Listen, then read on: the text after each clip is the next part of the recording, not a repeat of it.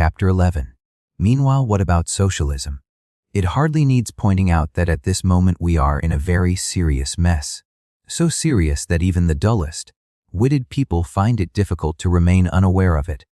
We are living in a world in which nobody is free, in which hardly anybody is secure, in which it is almost impossible to be honest and to remain alive. For enormous blocks of the working class, the conditions of life are such as I have described in the opening chapters of this book, and there is no chance of those conditions showing any fundamental improvement. The very best the English working class can hope for is an occasional temporary decrease in unemployment when this or that industry is artificially stimulated by, for instance, rearmament. Even the middle classes, for the first time in their history, are feeling the pinch. They have not known actual hunger yet, but more and more of them find themselves floundering in a sort of deadly net of frustration in which it is harder and harder to persuade yourself that you are either happy, active, or useful. Even the lucky ones at the top, the real bourgeoisie, are haunted periodically by a consciousness of the miseries below, and still more by fears of the menacing future. And this is merely a preliminary stage, in a country still rich with the loot of 100 years.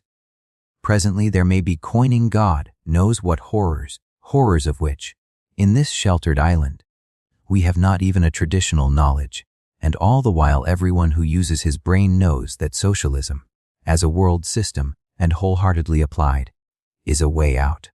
It would at least ensure our getting enough to eat even if it deprived us of everything else. Indeed, from one point of view, socialism is such elementary common sense that I am sometimes amazed that it has not established itself already. The world is a raft sailing through space with, potentially, plenty of provisions for everybody.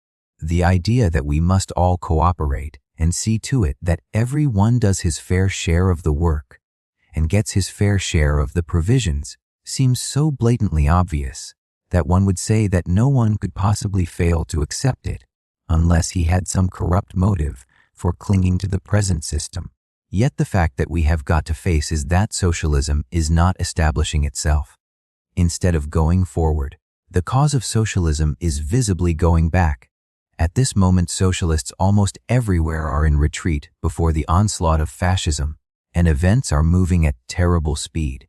As I write this, the Spanish fascist forces are bombarding Madrid, and it is quite likely that before the book is printed, we shall have another fascist country to add to the list, not to mention a fascist control of the Mediterranean, which may have the effect of delivering British foreign policy into the hands of Mussolini. I do not, however, want here to discuss the wider political issues. What I am concerned with is the fact that socialism is losing ground exactly where it ought to be gaining it, with so much in its favor. For every empty belly is an argument for socialism. The idea of socialism is less widely accepted than it was 10 years ago. The average thinking person nowadays is not merely not a socialist, he is actively hostile to socialism. This must be due chiefly to mistaken methods of propaganda. It means that socialism, in the form of which it is now presented to us, has about it something inherently distasteful, something that drives away the very people who ought to be knocking to its support. A few years ago this might have seemed unimportant. It seems only yesterday that socialists, especially orthodox Marxists, were telling me with superior smiles that socialism was going to arrive of its own accord, by some mysterious process called historic necessity. Possibly that belief still lingers, but it has been shaken, to say the least of it. Hence the sudden attempts of communists in various countries to ally themselves with democratic forces which they have been sabotaging for years past. At a moment like this, it is desperately necessary to discover just why socialism has failed in its appeal. And it is no use writing off the current distaste for socialism as the product of stupidity or corrupt motives. If you want to remove that distaste, you have got to understand it, which means getting inside the mind of the ordinary objector to socialism, or at least regarding his viewpoint sympathetically. No case is really answered until it has had a fair hearing. Therefore, rather paradoxically, In order to defend socialism, it is necessary to start by attacking it. In the last 3 chapters, I tried to analyze the difficulties that are raised by our anachronistic class system. I shall have to touch on that subject again, because I believe that the present intensely stupid handling of the class issue may stampede quantities of potential socialists into fascism. In the chapter following this one, I want to discuss certain underlying assumptions that alienate sensitive minds from socialism. But in the present chapter, I am merely dealing with the obvious, preliminary objections, the kind of thing that the person who is not a socialist, you don't mean the where's the money to come from type, always starts by saying when you tax him on the subject. Some of these objections may appear frivolous or self-contradictory, but that is beside the point. I am merely discussing symptoms. Anything is relevant which helps to make clear why socialism is not accepted. And please notice that I am arguing for socialism, not against it. But for the moment I am advocatus diaboli.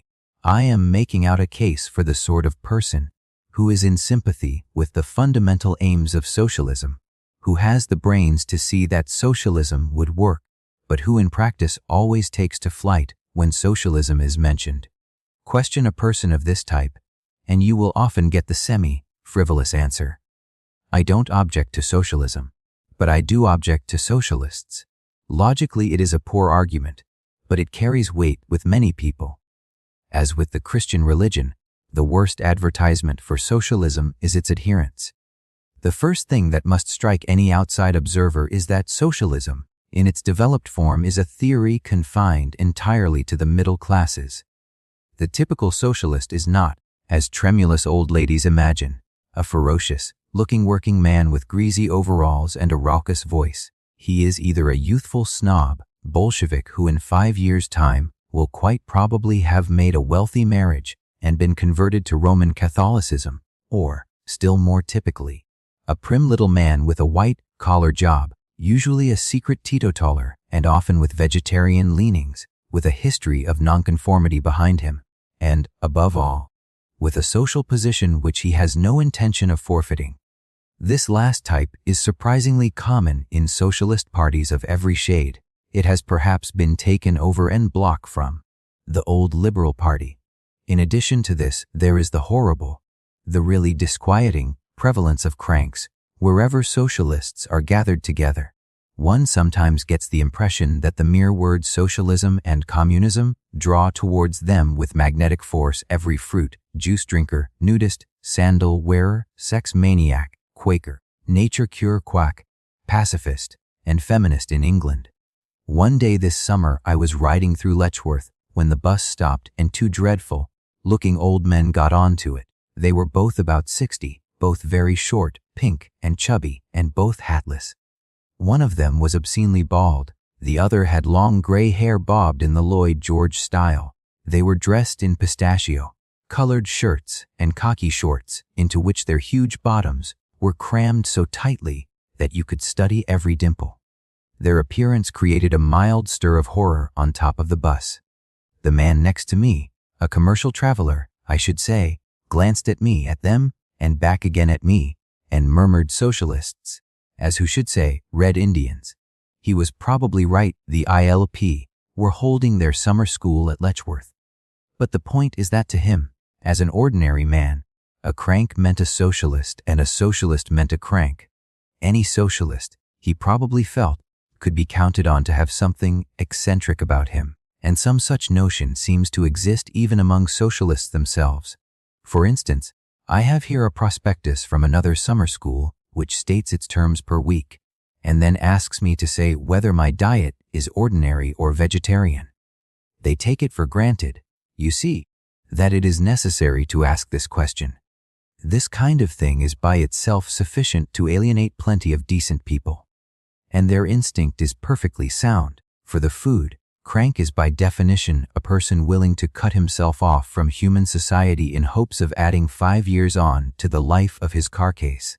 That is, a person but of touch with common humanity. To this you have got to add the ugly fact that most middle-class socialists, while theoretically pining for a class-less society, cling like glue to their miserable fragments of social prestige.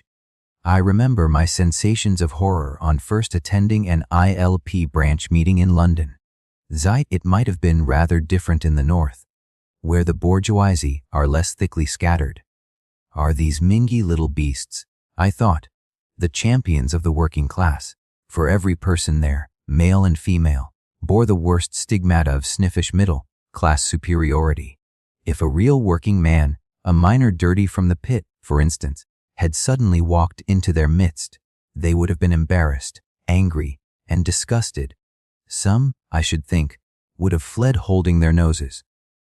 You can see the same tendency in socialist literature, which, even when it is not openly written to Howden Boz, is always completely removed from the working class in idiom and manner of thought. The Coles, Webbs, Strachys etc. are not exactly proletarian writers.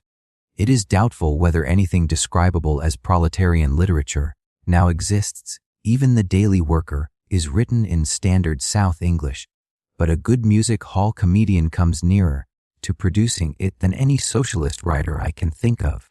As for the technical jargon of the communists, it is as far removed from the common speech as the language of a mathematical textbook. I remember hearing a professional communist speaker address a working-class audience. His speech was the usual bookish stuff, full of long sentences and parentheses, and notwithstanding, and be that as it may, besides the usual jargon of ideology and class consciousness and proletarian solidarity, and all the rest of it. After him a Lancashire working man got up and spoke to the crowd in their own broad lingo. There was not much doubt which of the two was nearer to his audience, but I do not suppose for a moment that the Lancashire working man was an orthodox communist, for it must be remembered that a working man, so long as he remains a genuine working man, is seldom or never a socialist in the complete, logically consistent sense. Very likely he votes labor, or even communist if he gets the chance, but his conception of socialism is quite different from that of the book. Trained socialist higher up. To the ordinary working man, the sort you would meet in any pub on Saturday night, socialism does not mean much more than better wages and shorter hours and nobody bossing you about. To the more revolutionary type, the type who is a hunger marcher and is blacklisted by employers, the word is a sort of rallying cry against the forces of oppression, a vague threat of future violence. But, so far as my experience goes, no genuine working man grasps the deeper implications of socialism. Often, in my opinion, he is a truer socialist than the orthodox Marxist, because he does remember, what the other so often forgets, that socialism means justice and common decency. But what he does not grasp is that socialism cannot be narrowed down to mere economic justice, and that a reform of that magnitude is bound to work immense changes in our civilization and his own way of life. His vision of the socialist future is a vision of present society with the worst abuses left out, and with interest centering round the same things as at present: family life, the pub, football, and local politics. As for the philosophic side of Marxism, the pea and thimble trick with those three mysterious entities, thesis, antithesis, and synthesis, I have never met a working man who had the faintest interest in it. It is of course true that plenty of people of working class origin are socialists of the theoretical bookish type, but they are never people who have remained working men. They don't work with their hands, that is. They belong either to the type I mentioned in the last chapter, the type who squirms into the middle class via the literary intelligentsia, or the type who becomes a labor MP or a high-up trade union official. This last type is one of the most desolating spectacles the world contains. He has been picked out to fight for his mates, and all it means to him is a soft job and the chance of bettering himself. Not merely while but by fighting the bourgeoisie he becomes a bourgeois himself. And meanwhile it is quite possible that he has remained an orthodox Marxist. But I have yet to meet a working miner, steel worker, cotton weaver, docker, navvy, or whatnot who was ideologically sound.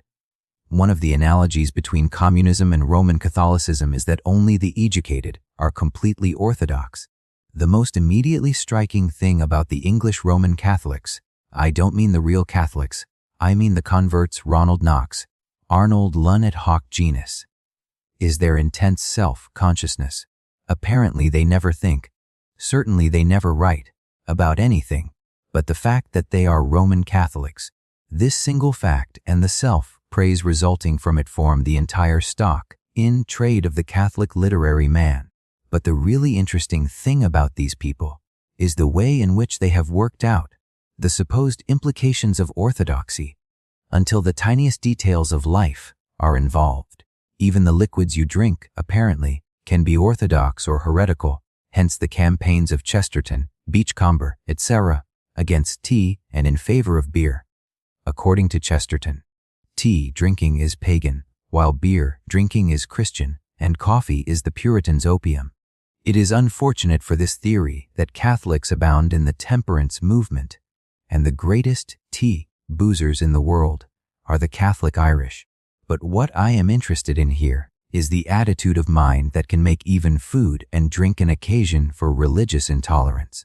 A working-class Catholic would never be so absurdly consistent as that.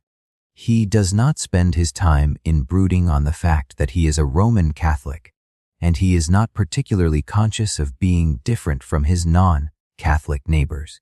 Tell an Irish dock laborer in the slums of Liverpool that his cup of tea is pagan, and he will call you a fool.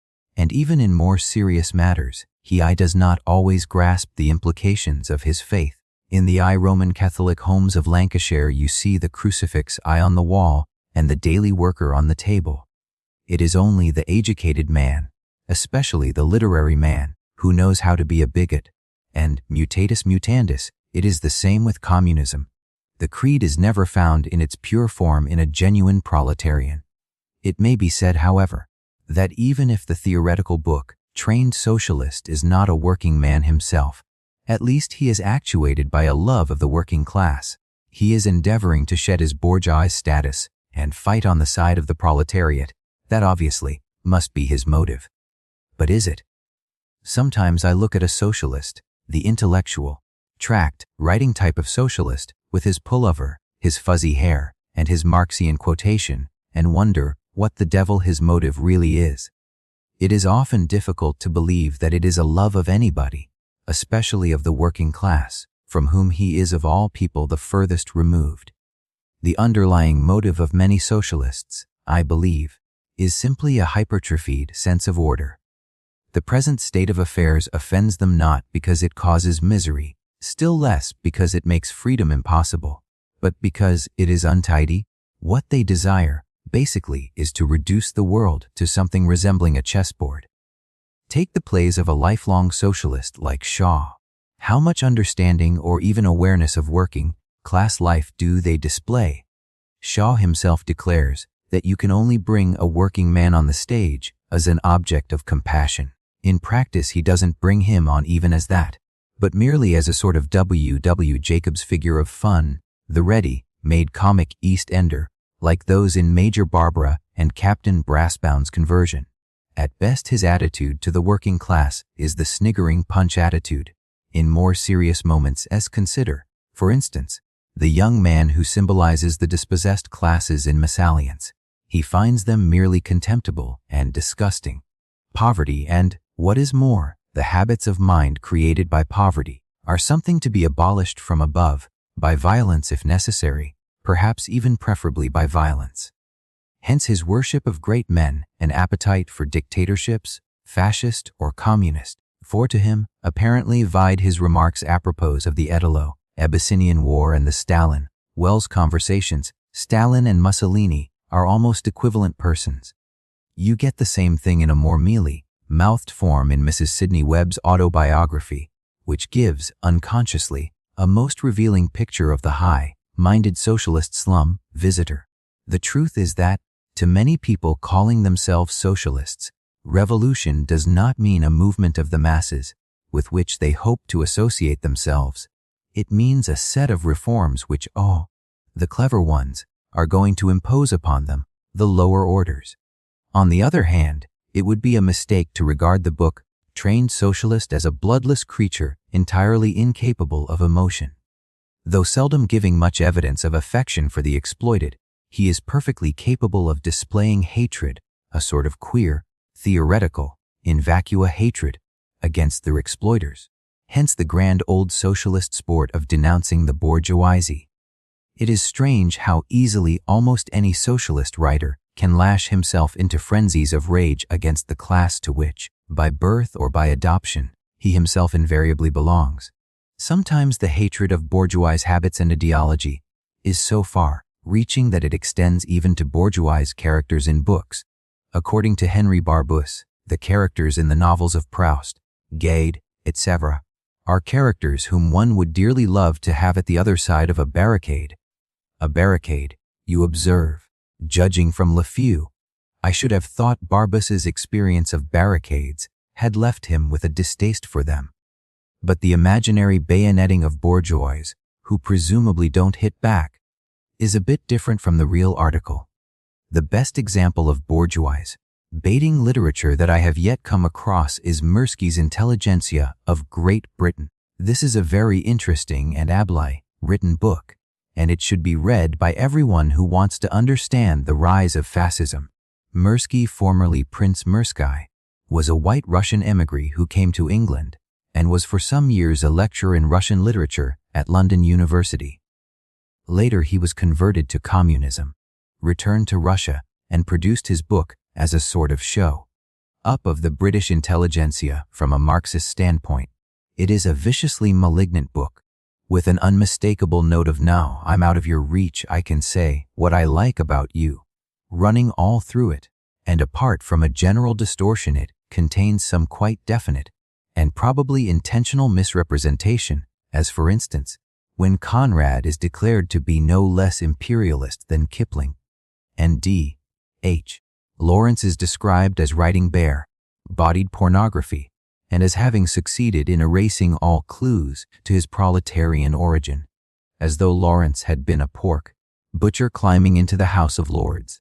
This kind of thing is very disquieting when one remembers that it is addressed to a Russian audience who have no means of checking its accuracy. But what I am thinking of at the moment is the effect of such a book on the English public.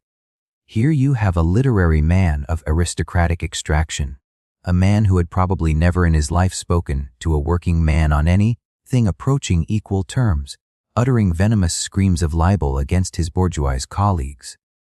Why, so far as appearances go, from pure malignity, he is battling against the British intelligentsia, but what is he battling for? Within the book itself there is no indication. Hence the net effect of books like this is to give outsiders the impression that there is nothing in communism except hatred. And here once again you come upon that queer resemblance between communism and convert Roman Catholicism. If you want to find a book as evil-spirited as the Intelligentsia of Great Britain, the likeliest place to look is among the popular Roman Catholic apologists. You will find there the same venom and the same dishonesty, though, to do the Catholic justice, you will not usually find the same bad manners. Queer that Comrade Mirsky's spiritual brother should be father! The communist and the Catholic are not saying the same thing. In a sense, they are even saying opposite things, and each would gladly boil the other in oil if circumstances permitted. But from the point of view of an outsider, they are very much alike. The fact is that socialism, in the form in which it is now presented, appeals chiefly to unsatisfactory or even inhuman types. On the one hand, you have the warm-hearted, unthinking socialist, the typical working-class socialist who only wants to abolish poverty and does not always grasp what this implies. On the other hand, you have the intellectual, book-trained socialist who understands that it is necessary to throw our present civilization down the sink and is quite willing to do so. And this type is drawn, to begin with, entirely from the middle class and from a rootless town-bred section of the middle class at that. Still more unfortunately, it includes so much so that to an outsider it even appears to be composed of the kind of people I have been discussing, the foaming denouncers of the bourgeoisie, and the more water-eerie, your beer reformers of whom Shaw is the prototype, and the astute young social, literary climbers who are communists now, as they will be fascists 5 years hence, because it is all the go, and all that dreary tribe of high-minded women and sandal-wearers and bearded fruit, juice drinkers who come knocking towards the smell of progress, like blue bottles to a dead cat. The ordinary decent person, who is in sympathy with the essential aims of socialism, is given the impression that there is no room for his kind in any socialist party that means business. Worse, he is driven to the cynical conclusion that socialism is a kind of doom which is probably coming, but must be staved off as long as possible. Of course, as I have suggested already, it is not strictly fair to judge a movement by its adherents, but the point is that people invariably do so, and that the popular conception of socialism is colored by the conception of a socialist as a dull or disagreeable person. Socialism is pictured as a state of affairs in which our more vocal socialists would feel thoroughly at home. This does great harm to the cause. The ordinary man may not flinch from a dictatorship of the proletariat. If you offer it tactfully, offer him a dictatorship of the prigs, and he gets ready to fight. There is a widespread feeling that any civilization in which socialism was a reality would bear the same relation to our own as a brand new bottle of colonial Burgundy bears to a few spoonfuls of first-class Beaujolais. We live, admittedly, amid the wreck of a civilization, but it has been a great civilization in its day, and in patches it still flourishes almost undisturbed. It still has its bouquet, so to speak, whereas the imagined socialist future, like the colonial Burgundy, tastes only of iron and water. Hence the fact, which is really a disastrous one, that artists of any consequence can never be persuaded into the socialist fold. This is particularly the case with the writer whose political opinions are more directly and obviously connected with his work than those of, say, a painter. If one faces facts, one must admit that nearly everything describable as socialist literature is dull, tasteless, and bad. Consider the situation in England at the present moment. A whole generation has grown up more or less in familiarity with the idea of socialism, and yet the higher watermark, so to speak, of socialist literature is W. H. Auden, a sort of gutless Kipling. Orwell somewhat retracted this remark later. See Inside the Whale, England Your England, p. 120,000 Seeker and Warburg collected edition, and the even feebler poets who are associated with him. Every writer of consequence and every book worth reading is on the other side. I am willing to believe that it is otherwise in Russia, too, about which I know nothing. However, for presumably in post-revolutionary Russia the mere violence of events would tend to throw up a vigorous literature of sorts. But it is certain that in Western Europe socialism has produced no literature worth having. A little while ago, when the issues were less clear, there were writers of some vitality who called themselves socialists, but they were using the word as a vague label. Thus, if Ibsen and Zola described themselves as socialists, it did not mean much more than that they were progressives, while in the case of Anatole France it meant merely that he was an anticlerical. The real socialist writers, the propagandist writers, have always been dull, empty windbags. Shaw, Barbus, Upton, Sinclair, William Morris, Waldo Frank, etc., etc. I am not, of course, suggesting that socialism is to be condemned because literary gents don't like it. I am not even suggesting that it ought necessarily to produce literature on its own account, though I do think it a bad sign that it has produced no songs worth singing. I am merely pointing to the fact that writers of genuine talent are usually indifferent to socialism, and sometimes actively and mischievously hostile. And this is a disaster, not only for the writers themselves, but for the cause of socialism, which has great need of them. This, then, is the superficial aspect of the ordinary man's recoil from socialism. I know the whole dreary argument very thoroughly, because I know it from both sides. Everything that I say, here I have both said to ardent socialists who were trying to convert me, and had said to me by bored non-socialists whom I was trying to convert. The whole thing amounts to a kind of malaise produced by dislike of individual socialists. especially of the cocksure, Marx, quoting type. Is it childish to be influenced by that kind of thing? Is it silly? Is it even contemptible? It is all that, but the point is that it happens, and therefore it is important to keep it in mind.